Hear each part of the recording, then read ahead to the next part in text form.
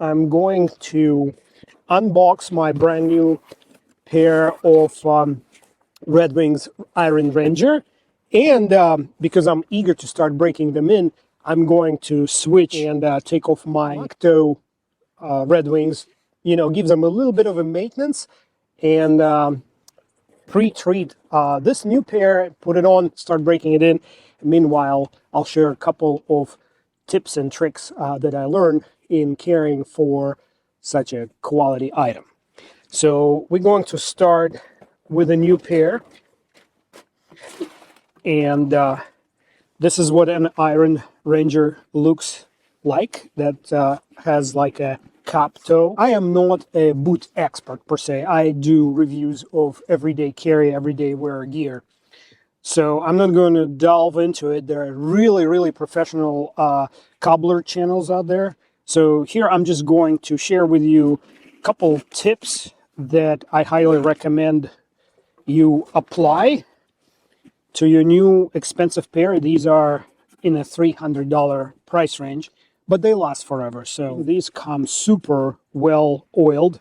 They're oil-based tanned boots, not vegetable tanned boots. And because of that, they are saturated with waxy leather oils. So they are also made out of pretty thick leather, and because they're sort of they're not exactly waterproof, but they're water resistant and weatherproof. They have very high bellows on the tongue here. Because of that, they're a little bit tougher to break in than any other type of boots that you would buy. Red Wings, they're known for that. So we're going to start here. And I'm only going to do one thing to start bringing them into the world before I start wearing them. So for that, I have my little kit of leather care goodies. And what I pulled out is an old wool sock that I no longer wear. I recommend washing it before starting using it in this capacity. And a can of Mink Oil, which is a natural fat-based oil. I will provide links to everything you see here in the description to help my channel out a little bit. Those are Amazon affiliate links from which I get a very small, reasonable commission. So what I'm going to do is I'm going to scoop up a little bit. This is finger safe oil and all natural. So I'm going to scoop up a little bit and I'm going to start applying it lavishly to this bellows here to the tongue. So I'm just basically putting a good layer of Mink Oil on it.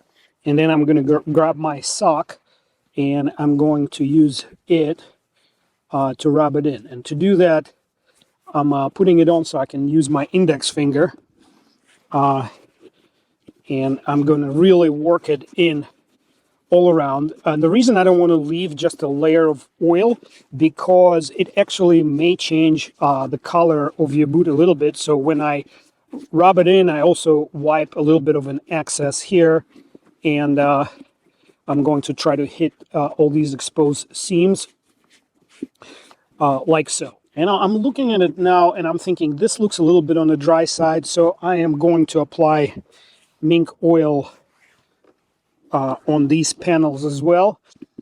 So what I'm trying to do here is I'm trying to work it into the edges of the seams, and because that's where the leather is most exposed, and I think this will protect it from curling up in the future. So let's give it a few minutes and go through the motions here. I'll accelerate the video and let you enjoy, you know, the zen of working on your very nice new pair of boots that will serve you for years to come. And now it would be a great time to hit the like button or grab the link, copy it, and share it later with your friends. My friends, this is an independent channel. I don't have any kind of corporate sponsorship, and the only sponsorship I get is myself. And what I mean by this, I seek out the best deals and best values on Amazon and buy it from there, and then provide you affiliate links so that you can buy the same item or similar item if you shop through my links that benefits my channel. I would ask you to subscribe, but only if you enjoy this kind of content, because having inactive subscribers is actually hurting the channel. And that's how YouTube's algorithm works. And what you just saw me start doing is using the toothbrush. It's a bamboo handled toothbrush to spread the mink oil into the crevasses around the soles and into the seams. I would also apologize to you if a commercial from a product that you don't like comes up during the video. That happens. Ignore it and skip it as soon as you possibly can. I am currently not in a position to turn down any advertisements, and that's because my channel started out in a very niche hobby, reviewing pocket knives. YouTube doesn't like knives all that much, and that's precisely why I'm making this video about my other passion, footwear. And I just wanted to show you the actual difference. It's hard to, I need a third hand here. Please notice these areas where I applied oil to the actual and seams right there, as compared to the dry looking on the boot that hasn't been treated. You can see the color change here. This is not exactly how it will look like when the mink oil gets absorbed and dries out a little bit. It will return closer to this color, but there could be a color variation, so you definitely want to treat everything the same way. I am about to treat the other boot. I will not show you the entire process. You just saw it. It's about the same. If I have any new highlights or insights, I'll pause. So I gave it a good coverage. Let me look over. Gave it a good coverage. I cannot get my finger into every crevasse here, so I'm going to start using the brush. And I try not to waste anything, so I'm going to rub it in here, but also pick up the excess and apply it elsewhere on the boot. This way I don't go through the can of this mink oil too fast. So remember to hit those ends of the seams or exposed raw hide there. Very good idea to do that, because that's how moisture and dirt will find their way into the leather. Leather expands and contracts, and it's fibrous on the inside, so it takes everything in. Yeah, so go all the way around. You know, you may not have to do it every time, in every part of the boot, but I highly recommend you do that before you rush. I know you will be very tempted as soon as you open that box to stick your feet into this American classic and start breaking them in. But what I'm doing here will go a very long way in helping you do that. So take a few minutes and enjoy the process. This is Zen process, akin to, I don't know, sharpening a knife. Very Zen activity. So enjoy it. Don't fret it.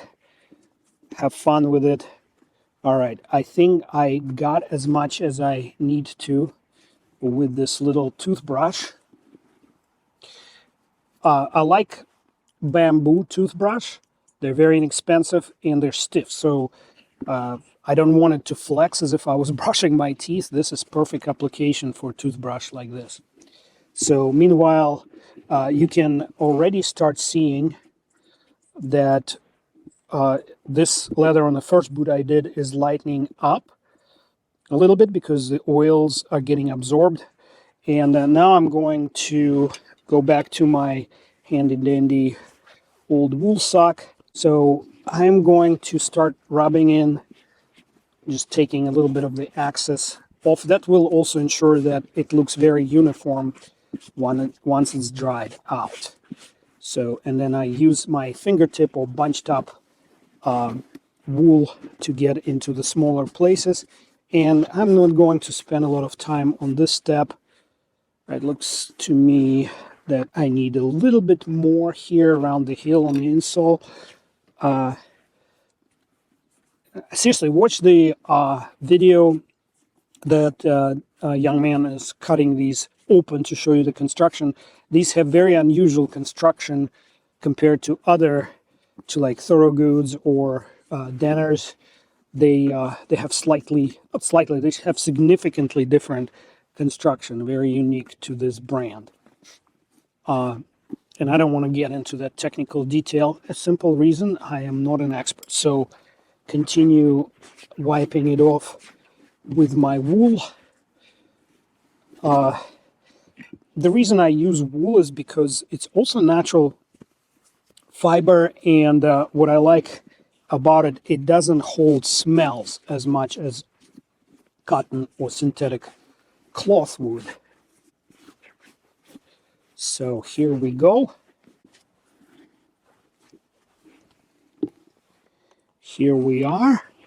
So next we have shoelaces here. They're woven, not leather.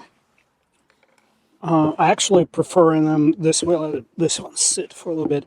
So the way I go with my laces is a little different from most traditional ways. And I'm going to start the usual way. Feed them in like so. And make sure they're the same length here. As you can see, I got laces running on the inside, and I'm going to continue on the inside for the first loop on each half, and that brings them to the outside. So now I'm going to continue outside in like this, and same on this side, outside in. And now they're on the inside again, so I'm going to continue on the inside.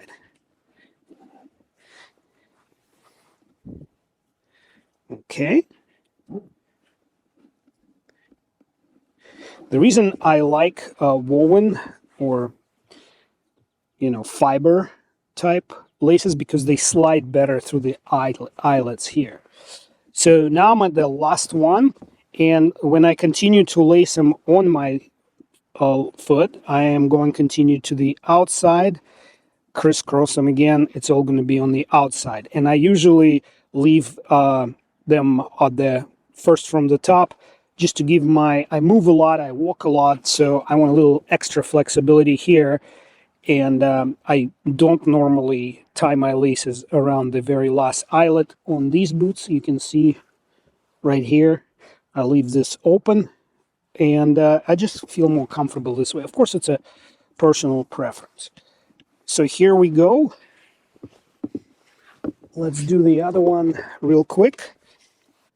And as I was editing this video, I realized it gotten pretty long, so I'm going to split off the cleansing of moccasin toe or mock toe boots off into a separate video. Don't punch out yet, though, because I would like to show you how these are breaking in 2 days in. And, there are a couple important findings that I would like to share. A great way to break in your boots is take them for a dog walk, because that's a limited time activity. So you will not be straining your foot for too long, maybe 30 minutes or so. And here is what I found. I found that my fancy lacing wasn't working out. So to give my leg a little more room, I relaced them in this very simple once over pattern, just a very basic pattern, because these bellows were so stiff, they were creating too much pressure right where I'm showing you, kind of pushing in onto the leg and foot structures. So for now, I left them unfancified and just continue walking my dog until I feel comfortable relacing them again and trying them out that way. Hope this was informative for you. Check out the links in the description. Thanks for watching.